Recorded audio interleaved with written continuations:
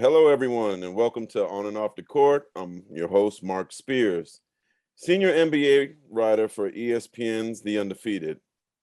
On and Off the Court is a live, exclusive video conversation hosted for participants of the My Brothers Keepers Alliance. And welcome, everybody. We hope to inspire and empower each of you as we talk one-on-one with NBA and WNBA athletes and coaches. They will share their successes as well as their challenges and hurdles they face both on and off the court. In addition, I will be asking our guests questions submitted by you, the audience. So if you have any questions, be sure to drop them in the chat. Joining us today, I'm gonna have to go with the older guy first, man. Since he's been here for a minute, we'll go with him first. Respect. The OG, the vet, 11 years in the game now. Mr. Marcus Morris, former Kansas Star, Los Angeles Clippers, averaging 12.9 points this year. Also has a brother, plays for the Miami Heat, Markieff. From Philadelphia. I don't know what your favorite cheesesteak is, but man, welcome. Welcome to the On and Off the Court. Appreciate y'all having me, man. Appreciate that. And what cheesesteak? Just for anybody that wants to know about Philly. Cheesesteak spot, I say D'Alessandro's or Max's, but I'm a chicken cheesesteak type of guy. Next up, the young kid, man. Young kid just got a bag. I know the young people on this chat know what the bag is. Mr. Terance Mann, hails from Florida State University. We're going to talk academics with him first. He got his college degree in criminology. He's averaging 9.5 points right now for the Clippers. Mother is a WNBA coach in Atlanta. But you guys may know him for that 39 points he put on Utah in the playoffs last season. And we got to give him his kudos. Congratulations. And I know Marcus was giving him some kudos earlier. And nobody gave this dude nothing, man. Came out of the second round, and they just got this 2-year, $22 million extension. Hard work paid off for Terance Mann. So welcome, Terance. Thank you. I appreciate that. Thank you. So first question, Marcus, I'm going to go with you. Please share with us your personal journey in Philadelphia and how you, on and off the court, made it to the NBA. First I'm going to start, I'm from Philadelphia, Pennsylvania. I went to the University of Kansas for 3 years, NBA veteran for 6 teams. Twin brother, that he spoke on earlier, plays for Miami Heat, also went to Kansas with me. It's been a great journey. I started playing basketball late when I was about my sophomore year in high school. I was always a football player, and I just happened to grow a couple inches in the between that time of my 9th grade year and my 10th grade year in high school. So I decided to play basketball. Hey man, basketball has took me all over the world. Growing up in Philadelphia was, a lot of violence. It's a time that you can really say rather you're going to choose the streets or, you're going to chase your dreams, rather it's that, playing sports, going to college, being a doctor, whatever that is. And, I had a blessing to have a twin brother that we both decided to play basketball. And, it took us to, many different places. And we ended up choosing to go to the University of Kansas. And I can say that might have been the best decision of my life, to be able to get away from my environment and go to somewhere where that made me very uncomfortable. And me being uncomfortable is just be around different people that I didn't think that what happened for me and my brother, and it ended up being the best thing. And I ended up being able to learn different cultures and just being around different atmosphere than what I was used to. And it grown me to be a man, and it was my stepping stone to be able to get to the NBA. And 11 years later, now I'm here, 2 kids, 2 young boys, a wife, and just very blessed. Also, I while you mentioned your boys, man, also I want you to tell everybody why you have Morris Sr. on the back of your jersey. My youngest son, Marcus Morris Jr., it meant a lot to me. Growing up, I didn't have a father. So just, my brothers, my mom, and it's very special to be in his life, and it was one of the turning points of my life. I would say maybe the greatest accomplishment that I've had is to be a father to him, and it's just a blessing for me. And he's the only player in the NBA that is, I think, ever has done this, right? Yeah, ever. So no, congratulations, man. I loved it old from man. the moment I saw it. I loved it, man. So I appreciate that. kudos man. to you, pops. Right? Appreciate that. Terance, I get confused. Are you from New York or Boston? Both. Okay. I was born in Brooklyn, New York. Lived there till I was 11, and then I left, moved to Boston. And so kind of in the same ilk as Marcus. Tell everybody your story coming up, your biggest challenges, biggest triumphs to get into the NBA. And I know certainly, at least from the basketball standpoint, it was a tough road. Yeah. So, I was born in Brooklyn, New York. Played sports my whole life.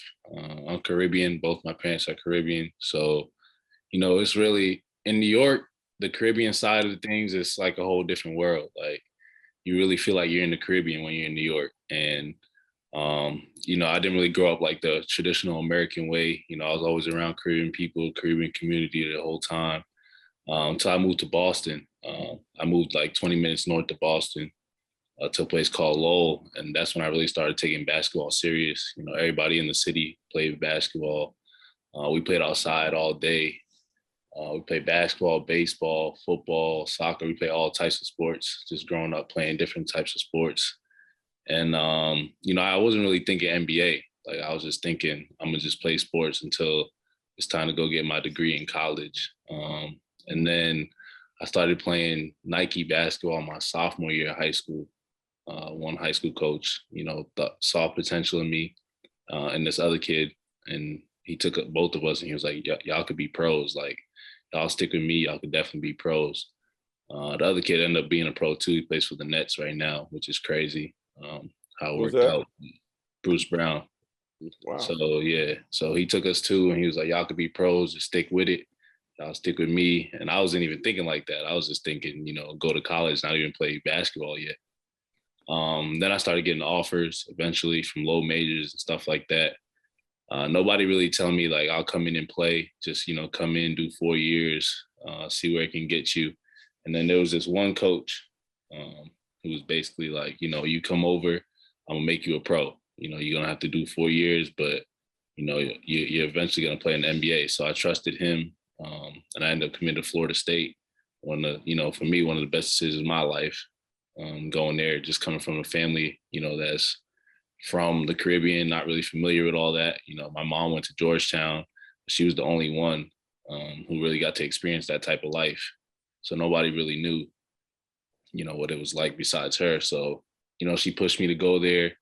I ended up going there, doing the 4 years and ended up getting drafted by the Clippers, late second round, which was crazy to me because going into the draft, I didn't know what it was going to be like for me. I didn't know if I was going to get drafted or not. So yeah, it was a crazy journey, and there was a lot of different stuff that we talked about along the way that led me to the point that I got to. But yeah. Marcus, nearly 1 in 3 young people will grow up without a mentor. This gap is even more acute for boys and young men of color. Yet research confirms that young adults who were at risk for falling off track but had a mentor are 52% more likely to attend school regularly and are 55% more likely to enroll in college. What profound impact does mentorship have on a young person's life? And can you speak as to why giving back is important to you? And did you have a mentor that sticks out? It's crazy that I heard, T-Man say something about he met like, a guy that, helped him, and this guy kind of like, groomed him to like, get into the NBA, because it was similar for me and my brother. Short, quick story. We had a guy named Dan Brinkley. Like I told you, when I was in high school, I was very tall, and he followed us home from school. And, he knocked on my mom's door. You don't do that in Philly, right? You don't Yeah, it was a little weird. I can't lie, but he knocked on our door and he told my mom that he didn't say pros, but what he said was he can help us get to college by playing basketball.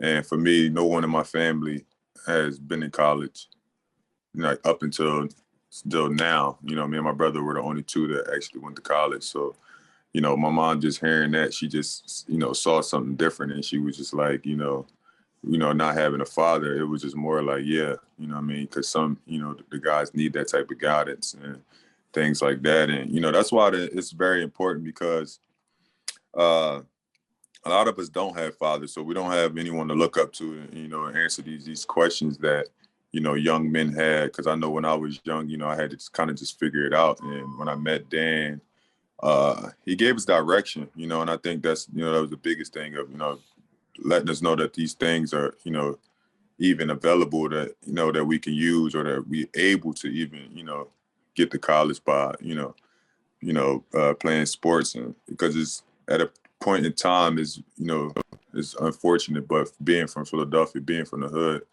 is a time where you have to decide whether you're going to be in these streets, or you're going to go to school, you're going to get your education, you're going to chase a dream. And, I had Dan there, and he was big and influence in my direction. And so I stuck with sports and school, and, ended me up to where I am today. You still keep up with him? Unfortunately, no. I'm gonna be very honest. Unfortunately, no.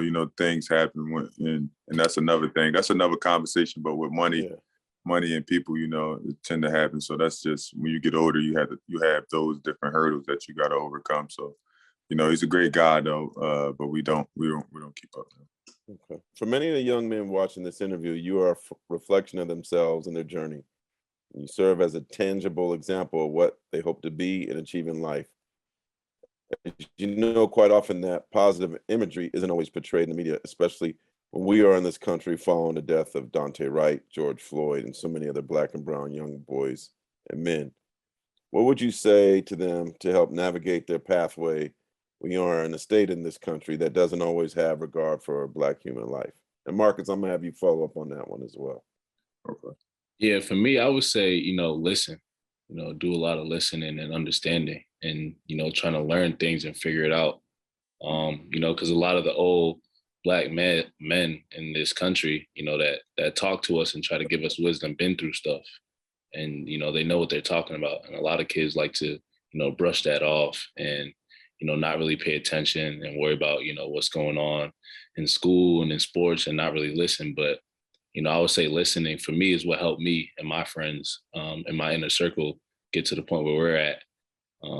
Listen through experience and learning from other people's mistakes, and, how to navigate through life in that way. It's just basically learning through their mistakes. Mark? Yeah, piggyback off that. Yeah, I think, T-Man said it, perfectly. It's all about experience, man. You got to listen. You got to listen to your OGs, or you listen to your mentors, and, because it's funny that, I'm older now, and then when I was young, when they were like my mentors or my OGs was talking to me, I wasn't trying to hear it as much. You know what I mean? I'm like, man, let me do me, let me grow my own. But at the same time, it's a different world, and you need these people, because again, we go back to not having a lot of fathers out here, and that's something that our Black young men are missing. But it's unfortunate. But so if you do have these mentors and these older guys that's, giving you the wisdom and the experience that they went through, you definitely just take heed and, apply it to life. Terance, I want to ask you, we always talk about male mentors, but talk about how much, I know you and your mom are real close. How big a mentor has she been for you? Yeah, she's been big time for me. Especially through, my college days is when it really started, being a, almost every day or every week type of thing. Just because she's been through it. She played college basketball.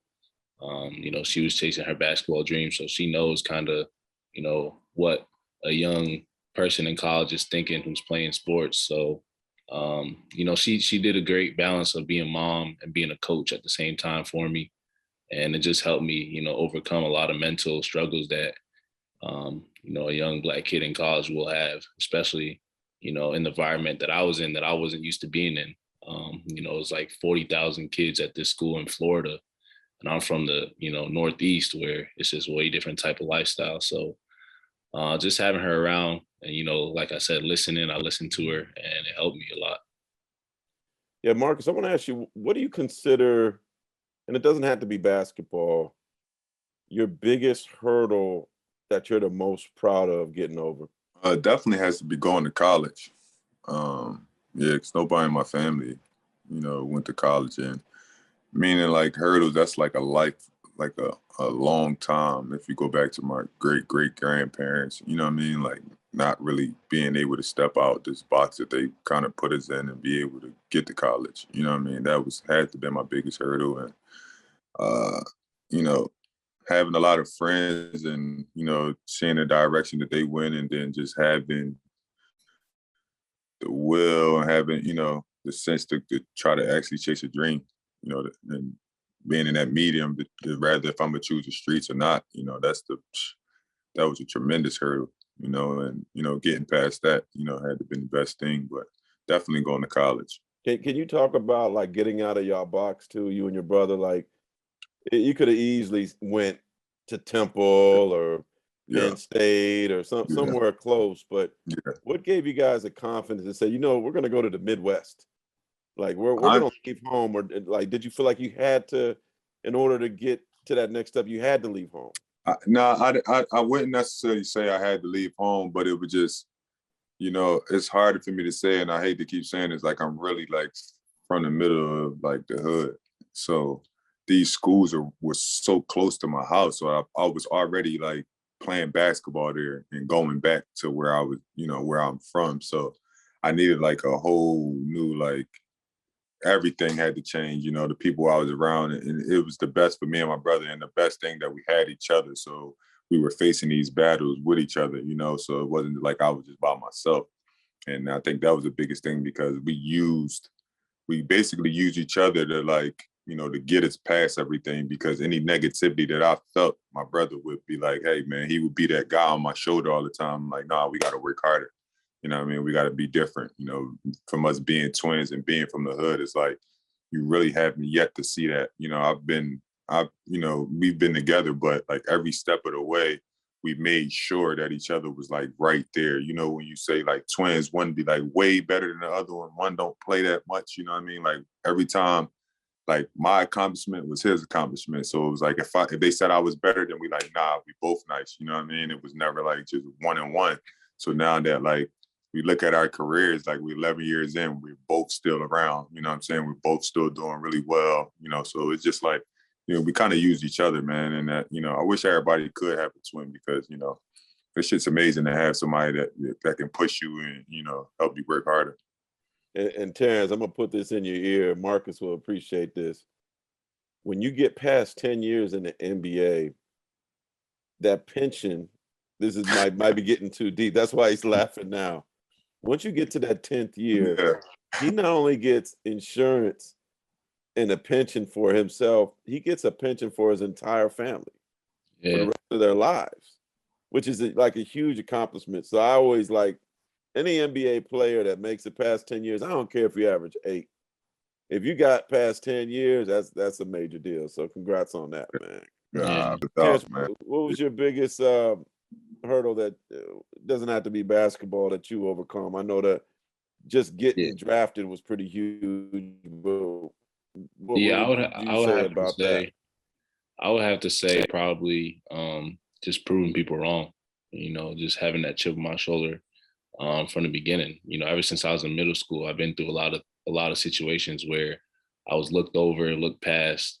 A lot of people didn't think I was good enough in a lot of things. In the classroom, and whether that's getting in trouble in school and they're writing me off and they're sending me home, stuff like that. And then, on the court, on the field, whatever I was playing in, my parents always instilled that, chip on my shoulder to prove people wrong. And I had to do that a lot in my career, and I feel like I'm gonna still continue to try and do that. But that's a big, obstacle that I had to overcome, people overlooking me for sure. Yeah. And kind of going back to what Marcus said too, I was curious, why did you leave the Northeast to go to Florida, other than it maybe being warmer? Yeah, you change the scenery. I was just tired of I've been all up and down the Northeast. I've been, Connecticut. I went to prep school in New Hampshire. I lived in Massachusetts. I was living in New York. My family still lives there in New York. So I was just kind of tired of that type of lifestyle. And then the only coach that was telling me that I could be a pro was in Florida. So like I said, I went there without even taking a visit. Like I thought the school that I committed to was on a beach in Florida. You know what I'm saying? And it wasn't like that. If you know Tallahassee, it's like South Georgia. It's not like, Miami type of Florida. So it's all swamp. Yeah. So I just committed. I was like, Florida, I'm going. Like heat. I've never been in heat in my life like that. So I was just like, I'm going. Yeah. Marcus, I know you mentioned kind of, the challenges of where you're from. There's somebody in this chat who's where you're from. It may not be Philadelphia, but it could be a lot of places around this country who are wondering, like, how do I get out? What would be your best advice that, they don't even, just not even just sports wise, but what words of wisdom would you give them about that? The biggest thing I would say is like, don't be afraid to be different. It's this path that we all follow, and being in school, being in high school, and you got your homies, you got the good looking girls this way, and then you got the cool kids on that side, you know what I mean? But that's not really your lane, you know what I mean? Like, be yourself.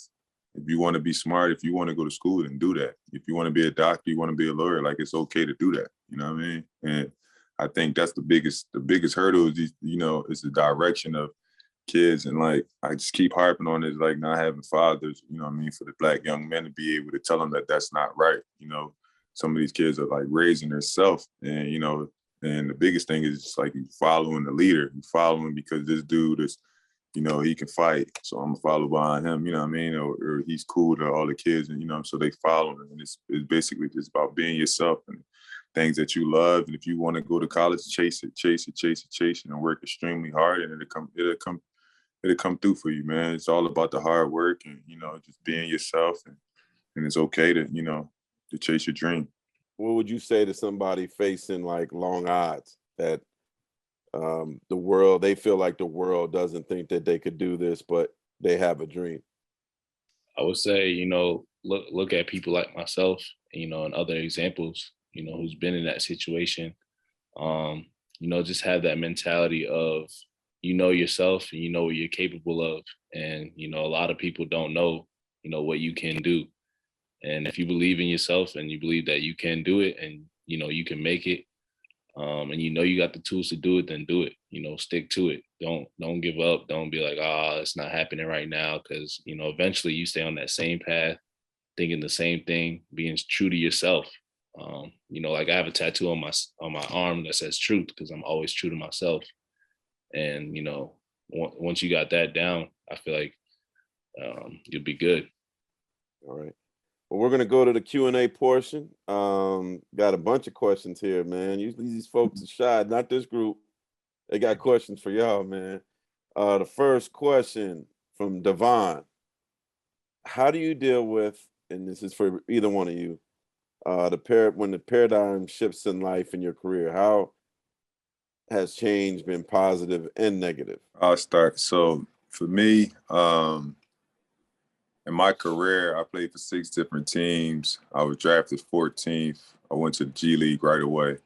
So from beginning of my career, I've never I wasn't actually handed anything. You have younger players that have to really work, and that was the same as me. And the biggest thing I could say is I just never stopped working. The entire time I was like, all right, bet. Every time something hit me, I'm gonna keep working. I'm gonna be at the gym. If I'm not playing, I'm gonna be at the gym. If they do something extra, I'm gonna be there early, and it's just for 10 years, that's all I knew. It's like just hard work. It's just like, I'm just gonna work hard. And that's just the bottom line. At the end of the day, I feel like anytime you put something, like you put your all into something like that, to where you feel like, you're challenging yourself, there's nothing but great things gonna come on the other side. You're gonna see it. It's gonna happen for you. Yeah. T, you want some of that? Yeah, I mean, my answer would be almost identical, for real. Yeah. Just the work. What's this is from Willie. What's the biggest thing for both of you that keeps you focused? For me, it's my family. I got a lot of family, across the waters in the Caribbean that doesn't have a lot of money. Got a lot of family in New York that doesn't have a lot of money. So through that and God, that really keeps me focused, keeps my nose clean, keeps a good head on my shoulders, keeps me hungry, wanting to keep going and bring more and more from my family. Cause, a lot of the stuff I see, they don't get to see. And I want, them to be able to see things like that one day for sure. I would say the same, my family. But now since I've like had kids, I'm a little older than T. My children, they do it for me, man. They, my kids means the world to me, and being as though they love watching me play basketball and things like that. It's like I just work even harder just so I can stay around longer, so they can actually, really know what the game's about. They're 1 and 3 years old, so that's my biggest thing. And I've been taking care of my family since I came into the NBA, so they good. I'm not worried about them no more. But as far as that, and the biggest thing too is like being a role model, man. Like coming from like where I came from and all the obstacles that I went through, like, that shit means a lot to me. And that's what I want to be known for, is like someone that had all the odds against them, and and actually being able to, to get to where we get, which I'm saying we, meaning my brother too, to where we got with very little resource, and just a lot of hard work. So How do you focus on excellence rather than selling for mediocrity? And how do you practice that in your life? excellence, I feel like, you know, I feel like that's a stretch. No one's like perfect. You're gonna have, ups and downs. I'm gonna miss layups. I've been playing basketball my entire life. I'm gonna mishandle the ball. I'm gonna dribble off my foot. So like in that part of like doing something for so long and still fucking up and still having mistakes, like that's just a part of life. I would say what I will say is like I consider excellence as being able to bounce back from adversity stronger. You know what I mean? Like once something hits you and you be able to bounce back, to me, I consider that excellence. And I feel like think about it like that is, the best way, because no one's perfect at anything they do. Yeah, and I would agree with that and piggyback off that. Like he said, excellence is a stretch. And for me, it's consistency, in my life. Like, consistent, same circle of friends, same conversations, same type of mentality. That's my type of excellence, for sure. This is from Nadris. And you guys know this, like I actually think especially as I get older, I just played college basketball, but that's a accomplishment in itself, man. Like I try to tell people, they're like, oh man, this dude in the NBA, he ain't good. I'm like, you know how hard it is to get to the NBA?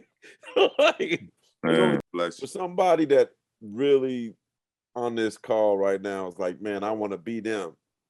I want to be in the NBA. It's one thing to say you want to be there, but you got to put in the work.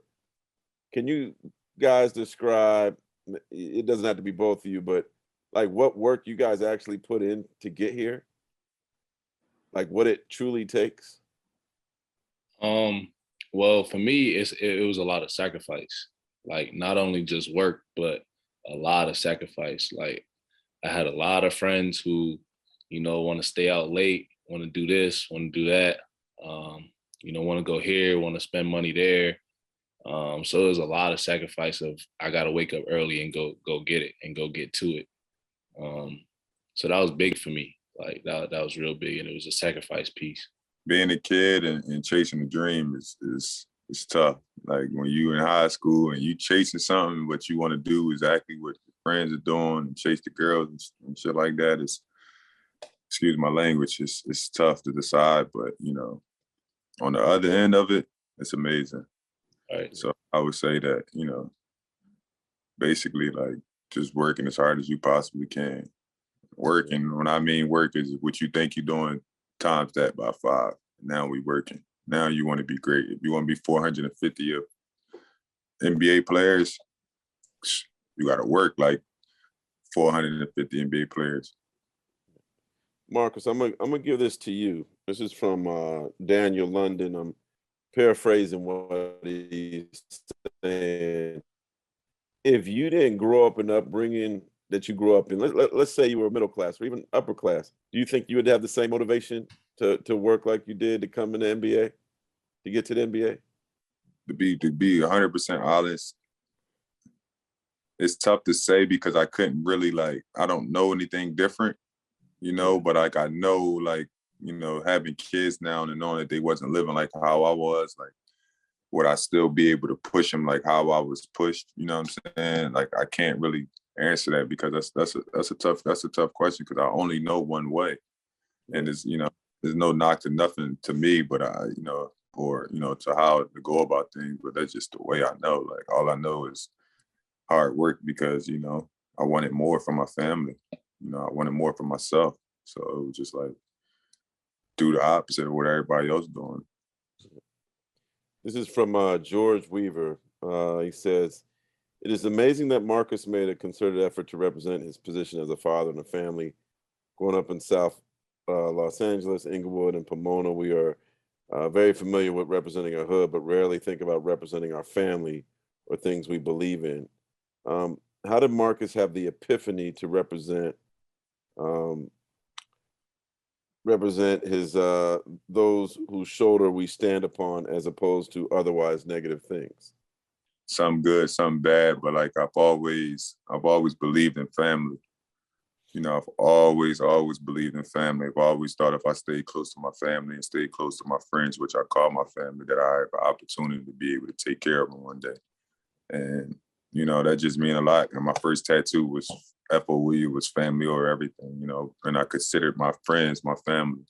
And, it's just, for me, it's as a hooper and coming with this energy that I come with, a lot of people be like, man, he acting too tough, or, he's acting like he's from, the ghetto or whatever that is. And I stand on that, man. Yeah, I am.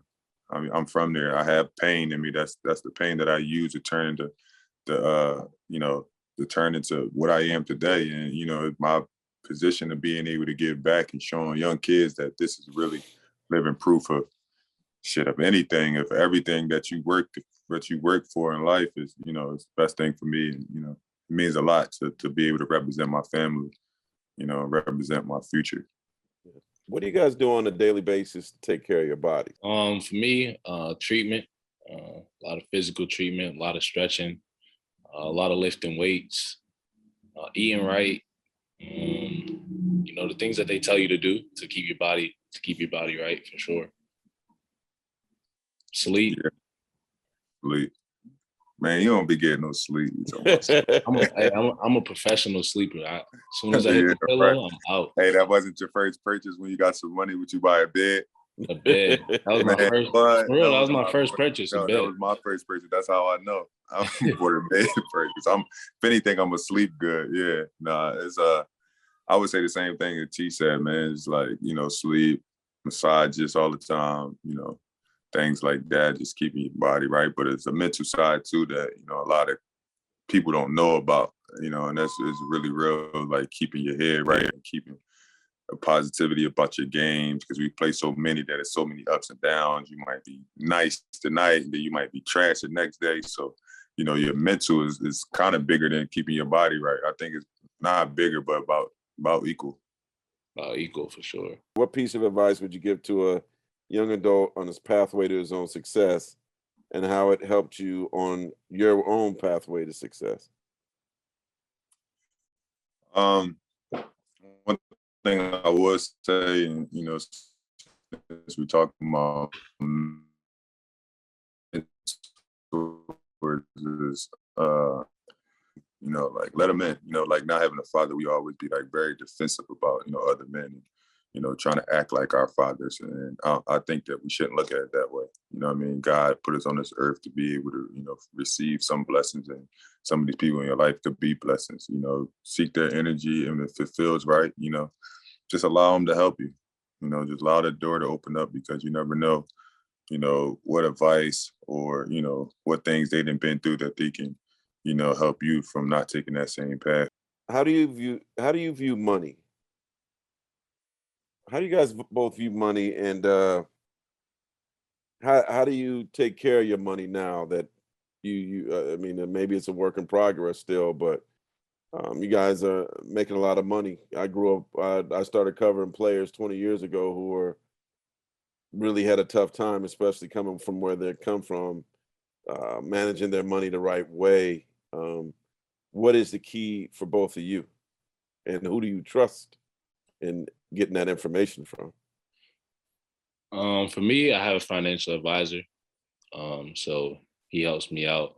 He works with a lot of my other friends in the NBA also. A lot of coaches that I'm cool with also use him too. So it's a guy that I trust, and we talk on almost a daily basis about what I got going on with my money. But to be honest, before I got to the NBA, I view money as everything. Like, I view financial freedom as the ultimate everything. And then, kind of touching money for the first time. I'm still trying to figure out how I view money, because it's my first time really having it. So I'm in that process. But yeah, I got financial advisor for sure. And I'm sure Marc's situation is different because he's been around for a while. The way I value it now, because when I first came in, I didn't have shit, so I was just spending it.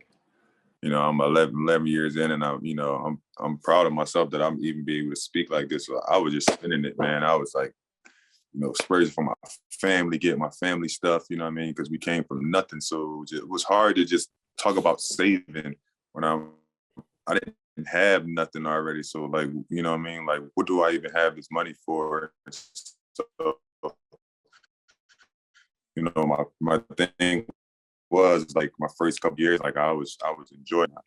I think that was a blessing for me that I was able to spend it. So now I can recognize what I need to save. And then, I got a financial advisor, but, I need to see everything. So that's just me now. It's like, I need to see every transaction. I need to see my bank account, and I damn near look at it every day and still say the same thing. And I still look at it the next day. So, I need to see it all because now I have kids. So now I have to, it's a lot different. I'm not just taking care of me, I'm taking care of my future. So, it's big for me and my brother. And yeah, I just want to see it. Shit, if I could see it, I believe it. So, I'm good with it. What is the one thing you bought where you're like embarrassed by now? If you look back at all this, when you got money, like the one thing you bought, you're like, man, why I do that? I was buying, you know what? I bought a ton of red bottoms that I never wore. Like I was just buying shoes that was nice. I was buying all these clothes that cost all this money. And I was like, I'm wearing this shit one time. And then I'm not even gonna wear it no more. Like I just can't believe it. And I still got so much of it. I'm like, man, when I was 25, I would wear this. I wouldn't even touch this now. You know what I'm saying? So it's different, man. It's funny. What about you, Terance? Come on now. Nothing specific. I do remember though when I first got my advance is when I was really into video games and I was spending money on like VC and like Fortnite bucks and stuff like that. And then I got too busy because I was, in the midst of the league and going to the gym every day. I wasn't even playing video games. So I was just spending so much money on my game. Didn't even get to touch it. Now I don't even play video games. I'm gonna make this the last question because I think this question is deep, and both of y'all can relate to this. And this is from Nadris Miller. I know it can be hard getting jobs and things because of our Black people, quote unquote, culture, like how we talk and how we dress and where we come from. What would you say to somebody that, Marcus, I know you got tattoos and Terance, people might look at your hair, and I remember covering Mello, and he had both. He had the braids and the tattoos, and people like looked at him a certain way. Like, would you say to a kid that wants to be them, and because they're Black and because they might have tattoos and because of the way they do their hair, society treats them a certain negative way? Just be you. Everybody's gonna have their opinions. If you cut your hair short, if you grow it out, if you got tattoos, and some of the greatest people in this world have tattoos and have long hair. You see Jay-Z, you can see all these other, inspirational people. It's just be you, man. Be you and educate yourself on African American history, and that's the biggest thing I say. I don't like the word culture because I really I don't know what that means. Like I don't know what the culture means, So for me, I don't like using that word. I think that, we're all Black young men and we're all Black older men trying to figure it out and trying to do what we can do to take care of our family at the end of the day. I think that's what it's all about. It's being educated, being the best version of yourself you can be, and, continue to just thrive for you and for your family. Nah, I would agree for sure. I'm big on the being educated part. If you're going into a job interview where, say you do got tattoos, long hair, and you don't know how they're going to think of you, well, at least go in there, educated, know what you're talking about, be real stand up, and what can they really say about you? You kill them with that. Yeah, you kill them with your confidence. They can't really say anything about you. For both of you, we're going to start with you, Terance. Last words, man. What last words of encouragement you want to give these young men? For me, I would go back to, what I said earlier, just being true to yourself. I found that's real key for me in my life, and I feel like that can help, the younger generation out. Just being true to yourself. Don't be a follower, be a leader. My dad used to tell me that all the time. Countless amount of times I got in trouble in school, and I'll come home and that's the first thing he says. Lead. Like, you don't got to do what everybody else is doing. So just be true to yourself all the way through and through. I would say, I think this is a little cliche, but man, my biggest thing is don't allow anyone, family, friends, girlfriends, whatever, don't allow anyone to tell you what you cannot do. Anything is possible. And that's just like from anything. If you put your mind to it, you put your confidence in it, and you put time and hard work, that you can accomplish anything, man. Anything. And last thing is, everything is extremely hard. You can't be the best at anything without hard work. Everything has roadblocks. So if something knocks you down, you don't have a choice but to get back up and go harder, because it's not going to be easy. Nothing is easy. Zero. So at the end of the day, if it's easy, then it shouldn't be for you. You know that it's not for you.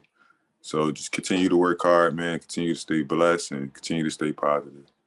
I did have one last thing. Can y'all tell me what that Clippers championship parade gonna be like in June, man? If y'all get that, Crazy. people sleeping on y'all right now, man. They sleeping on y'all. Y'all just, I expect a little pickup soon.